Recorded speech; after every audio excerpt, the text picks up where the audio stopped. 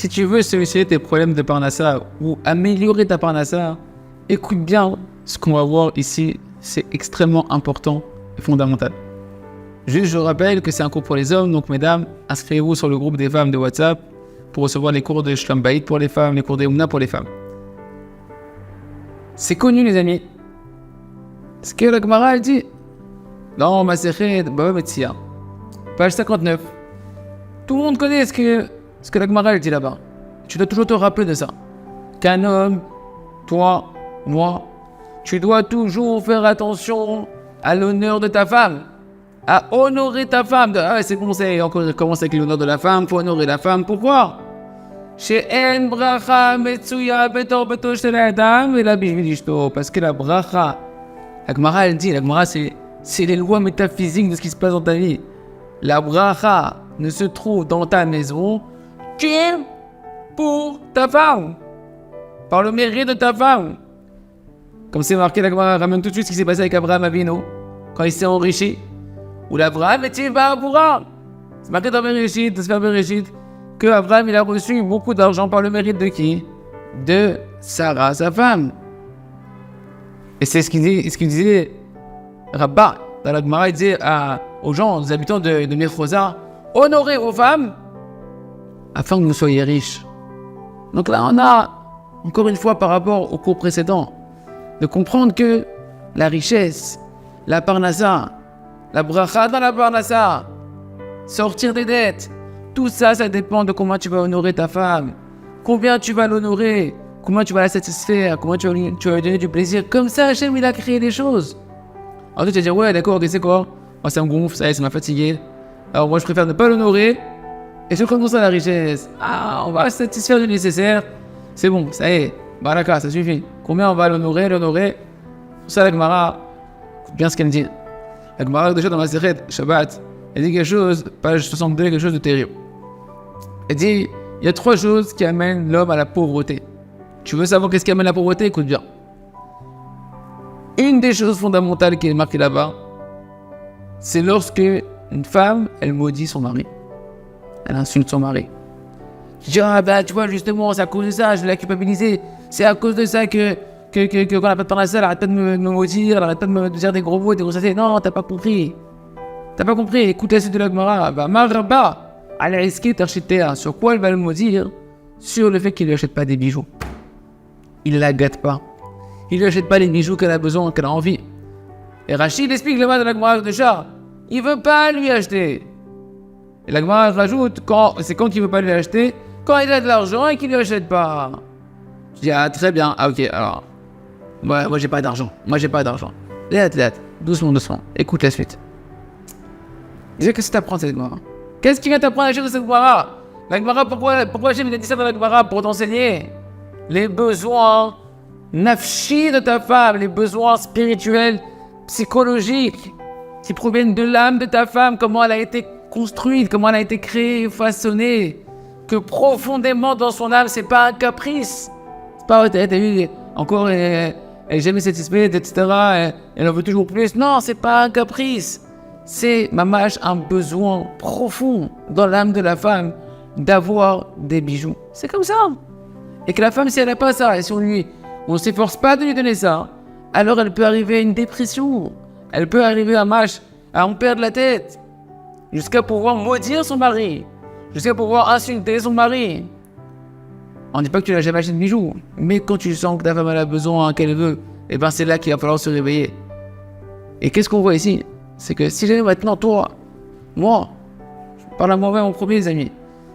Tu honores pas ta femme. Tu lui achètes pas les bijoux comme tu peux. Ouais. Alors, elle risque de te maudire, t'insulter, et que Dieu nous en préserve. C'est une des choses qui amène à la pauvreté. Donc non seulement t'as pas solutionné ce que tu voulais solutionner sans lui acheter ses bijoux. Non, mais au moins je vais gagner de l'argent. On va pas perdre encore d'argent, on va pas faire des dépenses inutiles et futiles. Non, non seulement que t'es pas dans un bon business plan, mais en plus t'es en train de creuser le trou de la dette, le trou de la fuite d'argent de la parnassa. Non seulement t'as pas la bracha de la richesse qui va sur toi, mais le contraire, la pauvreté, elle dit la Gemara de Shachar de Shalom. En fait, tu peux dire, ok, d'accord, très bien. Ok, mais la Gemara, elle a dit, c'est quand, j'ai bien entendu ce que t'as dit. T'as dit, c'est quand que que ça marche, ce qu'on vient de dire, quand il a de l'argent et qu'il ne l'achète pas.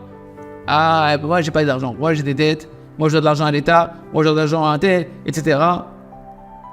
Quand la Gemara t'a dit Ve'u sheyeshlo et qu'on parle qu'il a de l'argent, c'est pas que t'as de l'argent de côté, t'as de l'argent en plus. Non, la véritable intention de la Gemara, c'est pour dire si t'as de l'argent pour tes autres besoins, pour la nourriture, pour les vêtements, pour payer la location ou le crédit, pour acheter, etc. Mais pour ces bijoux, là, tu peux pas ouvrir la main. Là, la malédiction, elle peut tomber de la pauvreté sur la personne, que Dieu nous en préserve. Et ça, la Gemara, elle vient mettre le point dessus. Qu'un homme, il doit comprendre, tu dois comprendre, je dois comprendre combien ma femme elle a besoin de bijoux. On n'arrive pas à comprendre, on n'est pas comme ça, nous les hommes. Bon, il y a déjà aujourd'hui un peu féminin qui veulent des bijoux, ouais. Ça, c'est un autre sujet. Mais ça ne provient pas d'un profond désir de l'âme. La femme, si. Et tu dois comprendre que les dépenses pour les bijoux de ta femme, c'est pas moins nécessaire que les dépenses que tu vas faire maintenant pour avoir de la nourriture et un toit où dormir, etc. Et donc tu dois rentrer dans ton échelle de valeur que c'est un besoin fondamental, existentiel de ta femme. Et tu dois pas dire c'est superficiel de lui acheter des bijoux. Combien on a du mal? Je sais combien on a du mal, les amis. Et c'est pour ça que la Gemara nous le dit, pour qu'on demande à Tashboro, c'était Mouna là, de comprendre comment la femme elle fonctionne, comment Hachem il l'a créée. Et d'où elle vient la bracha elle vient de là. Rappelle-toi le cours précédent, qui disait Rabbi Nachman dans le Zohar HaKadosh, combien ta femme elle est heureuse et que son âme elle est épanouie, et que la lumière elle sort de son âme, elle te produit ton argent. Lorsque tu vas comprendre maintenant les besoins de ta femme pour les bijoux, que c'est pas un truc superficiel, que c'est un besoin existentiel, alors tu vas te trouver les moyens et Hachem va t'envoyer les moyens de la satisfaire. De la même manière que quand tu sens que maintenant il faut payer le loyer, qu'il faut payer le crédit, qu'il faut payer l'électricité, l'eau, le gaz, tu trouves. Ouais, et ben pareil, quand tu vas comprendre que c'est nécessaire, tu vas trouver, Hachem va te donner de quoi la satisfaire, il va te donner en plus de ça la bracha et la parnassa. Et sois honnête, quand tu veux vraiment quelque chose, la vie, on ne se la fait pas à l'envers. Quand tu veux vraiment quelque chose. Quand maintenant tu veux voyager pour aller dans une certaine destination. Quand tu veux maintenant changer de téléphone. Ah, pitom, ça y est, tu te trouves. Je veux le nouveau téléphone, je veux le nouveau truc. Tu te le trouves, l'argent, oui ou non? Tu la trouves. Eh bien, sache que les besoins de ta femme pour les bijoux, c'est pas bon. C'est plus que ça encore. Et que quand tu voudras, Hachem, il va t'aider et tu vas trouver de quoi lui acheter ce qu'elle a besoin. Je pense qu'on a suffisamment parlé sur ce sujet pour que chacun comprenne l'importance que c'est pas stam, satisfaire un caprice. C'est ça la source de la bracha de l'homme. Honore ta femme, afin que tu sois riche. La bracha n'est de la maison d'un homme que par le mérite de sa femme. Et on ne parle pas que de la richesse matérielle, on parle également de la richesse spirituelle, comme l'explique Rabbi Akiva, qu'il a dit à ses 24 000 élèves, tout ce que moi j'ai et ce que vous avez, ça appartient à ma femme. On parle d'une richesse à tous les niveaux, que sans la satisfaction et l'union et l'harmonie avec ta femme, t'es que la moitié d'un être humain. Et rappelle-toi toujours que lorsque tu es en train maintenant de parler avec ta femme des dépenses, encore t'as dépensé tant d'euros, etc. Et pourquoi t'as acheté ça, ça servait à rien.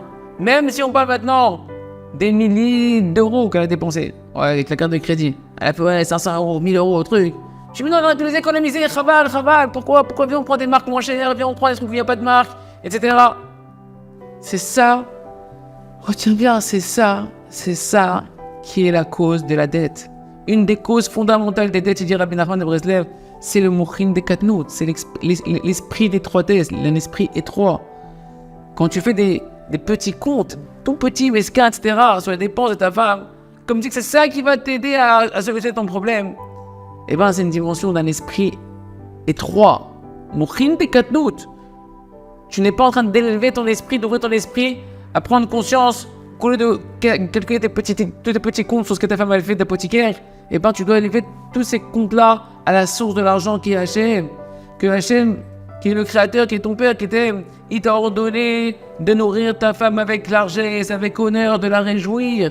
Et que si tu fais ça, il va te donner les moyens de le faire. Alors au contraire, tu veux sortir de tes dettes, tu veux améliorer ta situation de parnassa, alors élève ton esprit. Parle à Hachem, parle à Kadosh Baruch Hu, aie conscience que tu es le fils du roi des rois, et sors de ton étroitesse d'esprit. Rentre dans une largesse. Un fils de roi, il fait des calculs. Le fils du roi du monde, il a fait des calculs sur les petites dépenses à gauche. Mais putain, il pense pas à ça. Pour lui, c'est pas chaud que son père il va donner ce qu'il a besoin. Pareil, donne à ta femme de l'argent qu'elle puisse faire ce qu'elle a avec. Et quand tu lui as donné, laisse-la faire ce qu'elle veut avec cet argent. Aie confiance en toi. Aie confiance qu'Hachem il est avec toi. Parce que du fait que tu ouvres les mains en bas, comme on dit, potea hajadecha. Pourquoi on ouvre les mains quand on dit dans Hachri ou dans le Birkat? Potea hajadecha ou masbiel quand on demande la parnassa, on ouvre les mains. Hachem il dit ouvre tes mains et avant tout déjà pour ta femme. Ouvre tes mains. Et moi je vais ouvrir les mains depuis le ciel et je vais faire couler sur toi la bracha, la bénédiction, la richesse. Pour que tu puisses satisfaire ta famille et les besoins de ta femme. La seule chez les Kolzé, honorons nos femmes, honore ta femme. Fais du plaisir et Hachem te donnera toutes les raisons de sourire à toi aussi. Beaucoup de parnassa dans la bracha. Chazak, à bientôt.